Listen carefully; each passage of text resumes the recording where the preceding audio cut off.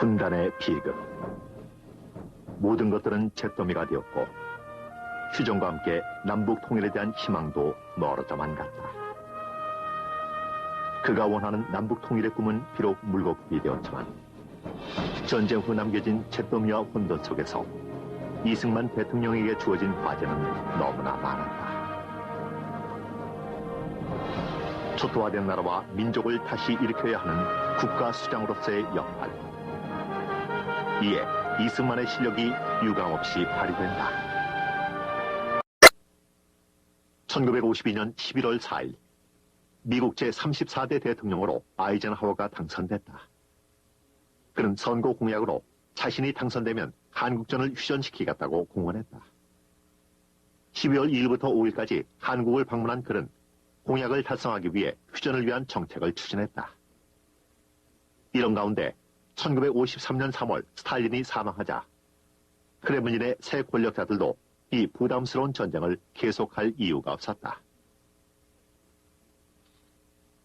영국 역시 애트리 수상이 사임하고 1952년 말 처칠이 다시 수상이 된다. 처칠은 2차 대전 당시 덩켈르크의 영웅이자 오성 장군이던 국방장관 알렉산더 경을 특사로 보내는데 그는 휴전을 권유하는 처칠의 친서를 전해온다. 영국군은 그들의 전통대로 가평 전투와 임진강 전투에서 그로스터 대대 2~3명만 남기고 장렬히 전사했다. 이승만은 영국군의 혁혁한 공헌에 무한한 존경과 감사를 잊지 않았다. 그러나 그는 결코 국익을 뒤로 할 수 없었다. 처칠이 휴전을 빨리 끝내고 새로운 중국 시장에 진출하고 싶어하는 것을 간파하고 있었다. 그만큼 이승만은 휴전에 관한 미국과 영국의 입장을 달가워하지 않았고 심지어는 내정 간섭으로까지 여겼다. 물론 미국과 영국에 대해 무한한 감사를 보내고 있었던 것도 사실이다. 생명을 걸고 한국의 자유를 지켜준 군인들과 그 가족들에게 연민과 감사는 항상 잊지 않고 있었고 끝없이 그들을 위문하고 자유를 지켜준 영웅으로 대접했다. 휴전은 시시각각 다가오고 있었다. 그러나 휴전을 반대하는 이승만의 입장은 단호했다. 그는 이번 기회에 반드시 남북 통일이 이루어지기를 원하고 있었기 때문에 전국적인 휴전 반대 데모를 선동하기 시작했다. 1953년 4월 이승만은 2군단 창설식에서 휴전보다는 압록강까지 진격해야 한다고 강변한다. 사태가 심상치 않자 미국은 클라크 유엔 사령관을 급파해 이승만 설득 작업에 들어갔다. 그러나 이승만은 한치도 물러서지 않았다. 사태가 이렇게 진행되고 있을 무렵 그는 하나의 협상 카드를 내밀었다. 미국으로부터 몇 가지 확고한 보장을 받기 전에는 유엔군과 중공군의 동시 철수에 동의할 수 없다는 것이었다. 그 요구 조건엔 이런 내용이 들어있었다. 한반도 국경선 북쪽에 완충지대를 설치, 평화가 이루어질 때까지 유엔이 관리하라.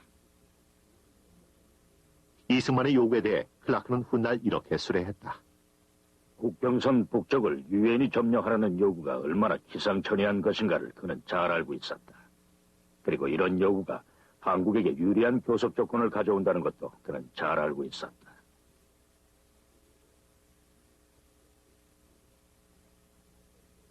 이승만은 한국에 대한 확고한 안보 외에도 미일 강화 조약 후 일본의 팽창과 아시아에서의 주도권을 견제하기 위해 한미 상호 보호 조약 체결을 구상하고 있었다. 그는 국가 존립을 위한 몇 가지 확고한 보장을 받기 위해 미국을 대상으로 이미 외교 전쟁을 시작하고 있는 셈이었다.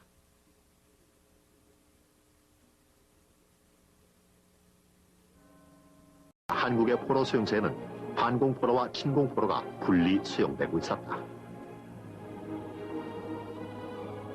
1953년 6월 18일 새벽 2시 헌병들이 난사하는 총소리를 신호로 27,000여 명의 반공포로들이 일제히 대탈출을 감행하고 있었다. 이승만은 포로들의 자유와 무사 탈출을 기도하며 6월 17일부터 다음 날까지 철야 기도를 드리고 있었다. 그는 자신의 작전권 휘하에 있는 헌병사령관 원영덕 장군에게 반공포로 석방에 대한 극비 명령을 하늘했던 것이다. 이 사건을 지켜본 전 세계는 경악했다. 이는 제네바 포로 협정의 위반일 뿐만 아니라 양측의 휴전 협정 문안 중 가장 까다로운 사항인 포로 교환 문제였기 때문이다. 이 사태에 놀란 유엔군 사령관 클라크 장군과 동경사령부 연락장교였던 김정렬 장군은 사태 파악을 위해 새벽 7시에 부산으로 떠난다. 부산 경무대 접견실에서 두 사람의 면담을 기다리던 김정렬 장군은 안도의 한숨을 쉬었다. 얼마 후 두 사람의 파한대소하는 소리가 들렸다. 이승만은 클라크에게 창밖의 까치를 가리키며 말했다. 자유롭게 노래하는 까치를 보시오. 나는 포로에게 자유를 주었어. 내가 기도하는데 하나님이 자유를 주라 하셨어. 기독교인이었던 클라크 장군도 묵묵부답이었지만 엎질러진 물을 다시 주워 담을 수 없다는 한국 속담을 얘기한 후 두 사람은 웃었다. 참으로 훌륭한 지도자와 명장의 기품을 유감없이 발휘한 순간이었다. 로버트슨 차관보가 휴전에 관한 협의차 한국으로 가려는 준비를 하는 동안 이루어진 이승만의 포로 석방. 이 대담한 조치는 워싱턴 청가를 발칵 뒤집어 놓았다. 당시 미 국무장관 벌레스는 이렇게 말했다. 이렇게 되면 최악의 경우 전면전이 될 것 같다. 전쟁이 확대되면 원자 무기를 사용해야 될지도 모른다. 이 사건으로 가장 당황한 사람은 휴전을 간절히 바라고 있던 아이젠하워였다. 이 소식을 들은 처칠 역시도 놀라기는 마찬가지였다. 그는 물고 있던 시가를 떨어뜨릴 정도로 크게 놀랐다. 이에 당황하고 놀란 북측도 휴전 결렬을 선언했지만 얼마 후 다시 돌아와 휴전은 성립됐다. 이 박사의 근본 정책은 어떻게 하면 대한민국을 그 전립에 대해서 어떻게 하면 우리가 이걸 갖다서 확보할 수가 있겠느냐. 어떻게 하든지 미국에 확고한 원조가 있어야 되겠다는 걸 늘 염두에 두고 있었어요. 이 박사는 무슨 생각을 했는가니 어떻게 하든지 이것을 이용해가지고 대한민국하고 미국하고 사이에 상호 방위 조약을 만들어내는 방향으로 끌어나가야 되겠다. 이것을 구상했습니다. 미 공무성과 합동참모부는 이승만이 끝까지 북진을 감행할 경우 이승만을 감금하고 휴전 조연을 한다는 에버리디 작전까지 구상하지만 결론을 내리지는 못한다. 대신 미국은 미군 철수와 한국 포기 등의 카드를 내세우며 이승만을 압박해 나간다. 하지만 미국은 결국 이승만의 요구를 들어주는 것이 최선임을 인정하고야 만다. 아이젠하워는 로버트슨 극동 차관보를 특사 자격으로 서울에 급파한다. 로버트슨은 길어야 3, 4일이면 이승만으로 하여금 휴전 수락을 받고 돌아갈 수 있을 거라고 생각했다. 그러나 이승만은 특유의 외교술과 배짱으로 시간을 끌면서 16일에 걸쳐 회담을 일방적으로 주도해 나간다. 휴전을 받아들이는 대신 체결한 한미 상호 방위 조약은 이승만의 애국심과 탁월한 외교 능력의 승리였다. 미국은 휴전 후 조약 체결을 내세웠지만 이승만은 미국 상하 양원의 비준 담보를 요구했다. 미국의 역사와 의회 제도에 정통했던 이승만은 상하 양원의 비준이 있어야 조약이 제대로 효력을 발휘할 수 있다는 것을 잘 알고 있었다. 결국 작은 휴전 회담으로 불렸던 이승만과 로버트슨 회담은 한미 상호 방위 조약 체결을 합의하는 공동 성명을 발표함으로써 끝이 난다. 이 조약은 그 뒤 대한민국의 국가 안보 체제에 있어서 하나의 커다란 기둥이 되어 왔습니다. 이 조약은 물론 군사 조약입니다만 그러나 그 이상의 뜻을 가지고 있습니다. 한미 군사 동맹 조약을 보고 세계의 많은 나라들은 대한민국의 안전에 대하여 마음을 놓게 되었고 그래서 경제적인 지원도 하게 되고 경제적인 협력 관계도 확대시켰기 때문입니다.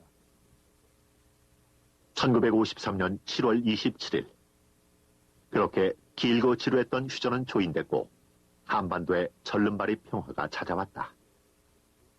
이어 1953년 8월 3일 미 국무장관 덜레스가 방한했다.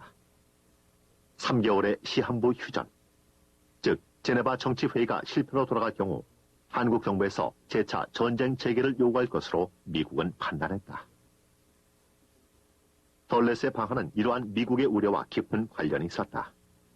이승만과 덜레스 회담은 정치회의 기간 중에 한국이 단독 행동을 취하지 않을 것이라는 약속과 한미 방위 조약이라는 이해관계가 맞물리면서 성공적으로 끝나게 된다. 실로 엄청난 실리를 얻어낸 것이다. 이어 이승만은 성명을 통해 이 조약으로 인해서 여러 세기에 걸쳐 많은 혜택을 누릴 것이라 예견하며 이 조약이 우리의 안보를 확보해 줄 것이라 확신했다. 미국과의 원만한 관계를 유지하지 않고서는 휴전 후 국가 재건을 위한 어떠한 미래도 설계할 수 없는 절박한 상황이었기 때문이다. 당시는 2차 대전이 끝난 지 8년밖에 안 지났기 때문에 일본도 전제 복구가 안 돼 있고 독일도 국토가 재정비가 되고 영국도 독일의 북쪽에 의해서 다 망가지고 불란서는 독일이 점령하고 있었고 소련도 모스크바 가장 독일군이 쳐들어가서 다 망가지고 그러니까 세계에서 남의 나라를 경제적으로 도와줄 나라는 아무도 없고 단 미국만이 그런 가능성이 있는데 미국 정부도 한반도 정책에 있어 나름대로 고민이 있었다.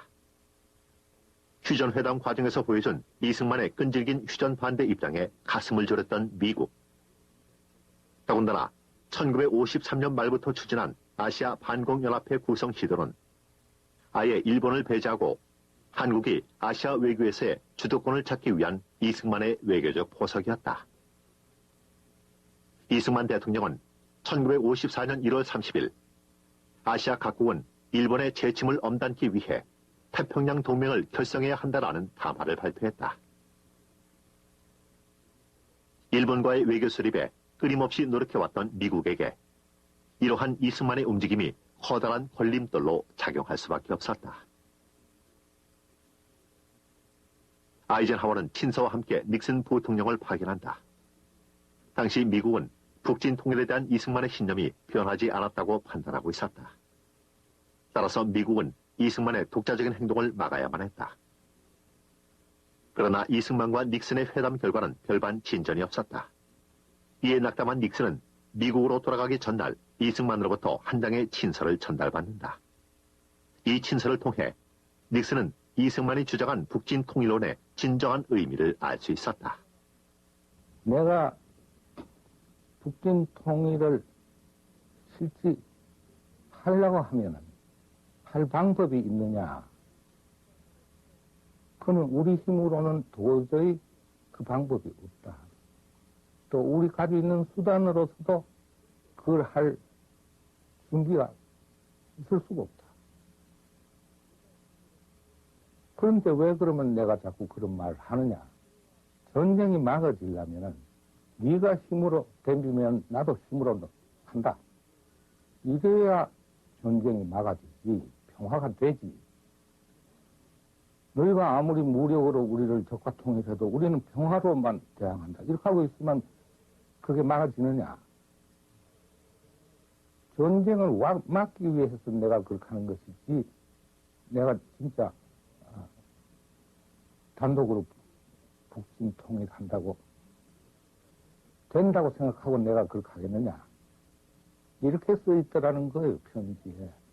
그래서 그 닉슨이 언급했는 그 회고록에서는 그 챕터의 제목을 노 대통령의 지혜, 그리고 자기도 느끼고 감명받는 것이 많았다고 이렇게 적혀 있어요. 1954년 제네바 정치회담은 실패로 종결됐다. 미국은 무엇보다 이승만을 무마시키는 일이 시급한 문제였다. 이승만의 단호한 성격을 잘 알고 있던 아이젠하워로서는 그가 더 이상 강경한 행동을 취하지 않도록 하기 위해 고심하지 않을 수 없었다. 그 결과 나온 것이 방미 초청이었다. 이미 6월 이후 미국으로부터 국빈 초청을 여러 번 받고 있었던 이승만은 몇 차례 거절 후 아무런 답변도 없었고 이는 미국을 초조하게 만들었다. 그러나 이승만은 전쟁 중에 도와준 미국과 자유를 지키다 희생된 군인의 가족을 비롯한 미국 국민에 대해 감사를 표시해야 했고 경제 원조 요청 또한 저실했다. 결국 1954년 이승만은 양유찬 주미대사를 통해 방미 의사를 밝혀 7월 26일 김포를 출발한다. 그분이 도착할 시간에 모든 기자들이 움직여 있었습니다. 또 많은 인사들이 전송으로 나왔습니다. 차가 도착해서 이 대통령께서 내릴 때 저는 즉각적으로 그분의 머리에 눈이 갔습니다. 모자를 쓰셨는데 그 밑으로 엉성하게 내려진 잡초 같은 그 머리가 너무 피로한 대한민국을 상징하고 있었습니다. 그래서 기자들이 여러 가지 질문을 끝에 저는 노 대통령께 각하 미국 가시려면 이발이라도 하고 가시죠. 그랬더니 아리꺼운 눈초리를 저를 쳐다보시면서 잠깐 옆으로 다가서게 한 다음 거의 귓속말로 이교동란으로 나라가 이 지경이 됐는데 뭔가 도움을 좀 얻으려고 하는데 너무 깨끗이 하고 가면 안 돼. 그건 도움이 안 되는 거야.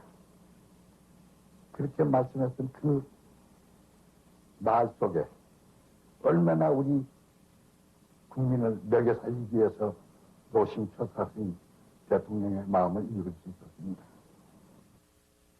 1954년 7월 26일 미군용 특별기가 워싱턴 DC 내셔널 에어포트에 착륙했다. 이어 21발의 예포가 터지고 아시아의 작은 나라 코리아에서 온 100발의 노 대통령은 미국 땅을 밟았다. 54년 전 청년 이승만이 꺼져가는 조국의 운명을 짊어지고 미국 첫 외교길에 올랐던 그때를 생각하면 이날의 대대적인 환영은 실로 격세지감을 느끼는 감격의 순간이었다.